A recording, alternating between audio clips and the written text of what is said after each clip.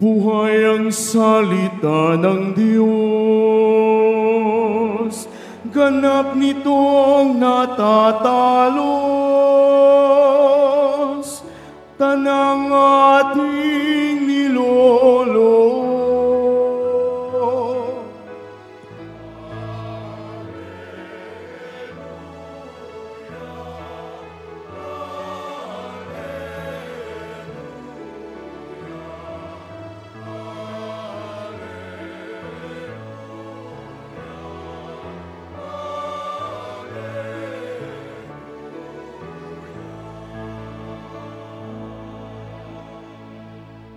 Sumainyo ang Panginoon. At sumaiyo rin. Ang mabuting balita ng Panginoon ayon kay San Lucas. Papuri sa iyo, Panginoon.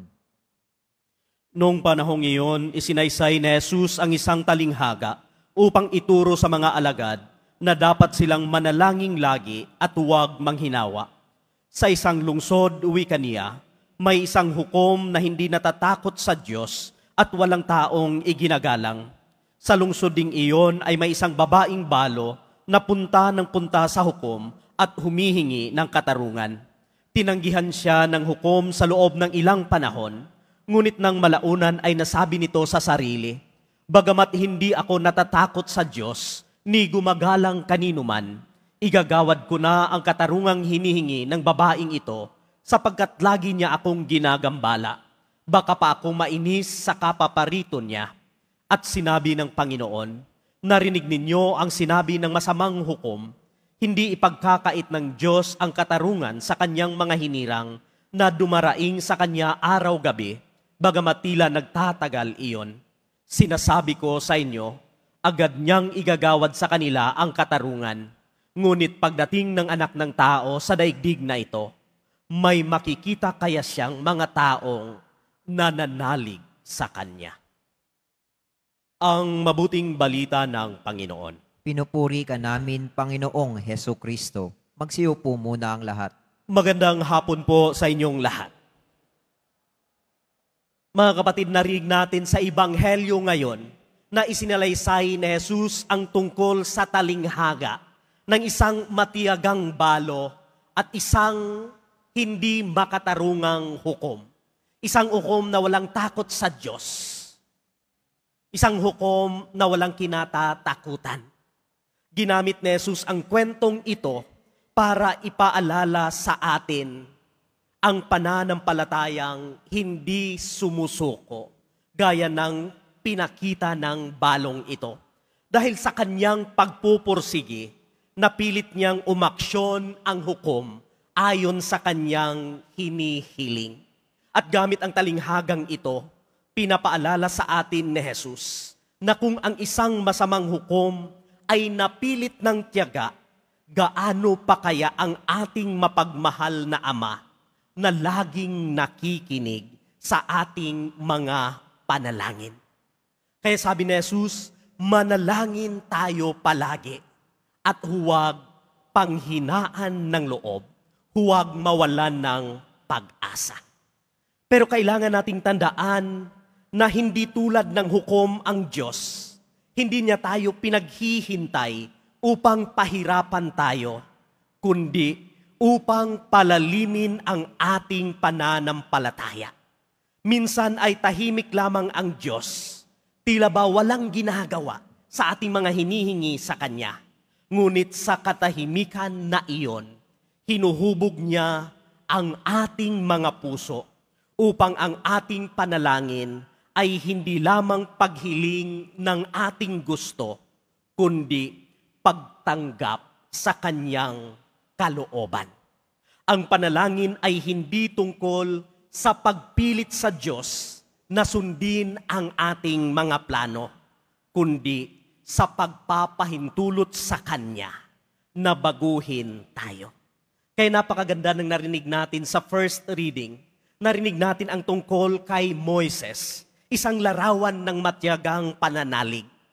Kwento dito na habang nakataas ang mga kamay ni Moises sa panalangin, nananalo din ang kanilang bayang Israel.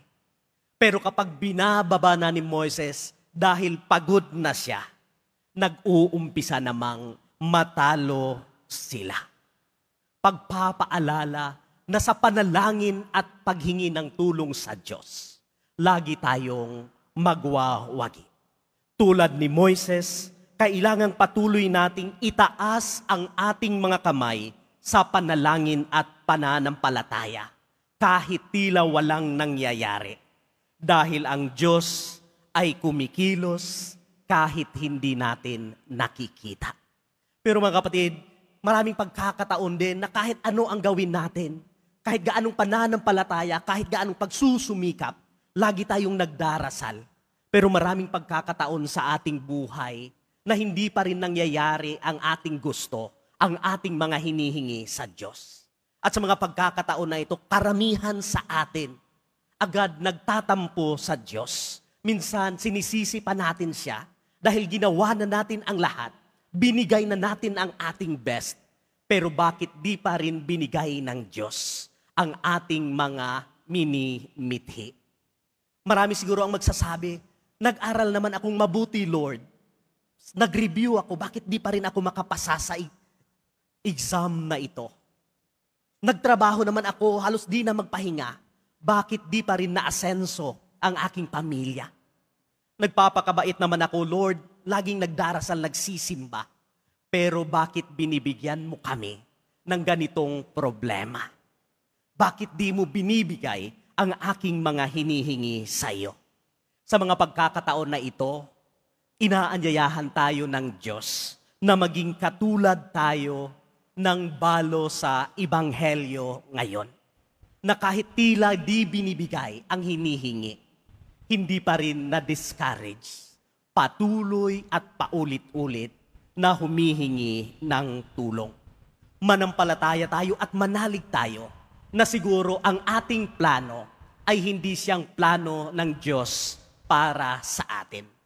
O di kaya, dinidili niya ang pagbibigay nito sa atin because He is preparing something better kaysa mga hinihingi natin.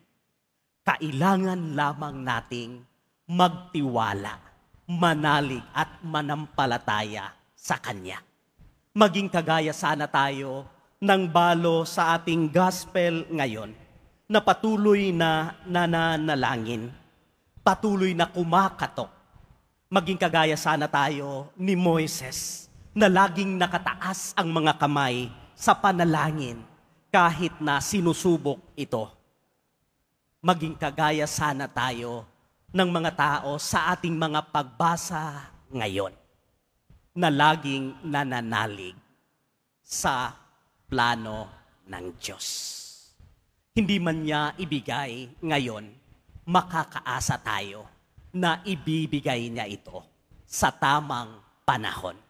Hindi niya ito ibinibigay sa paraan na gusto natin, hindi sa panahon na gusto natin, pero sa paraan at panahon na gusto ng Diyos. Pero makakaasa na tayo na ang paraan at panahon na ito ay mas mabuti pa kaysa mga iniisip natin. Magtiwala lamang tayo. God will give us more than what we ask for. He will give us more than what we deserve in His perfect time.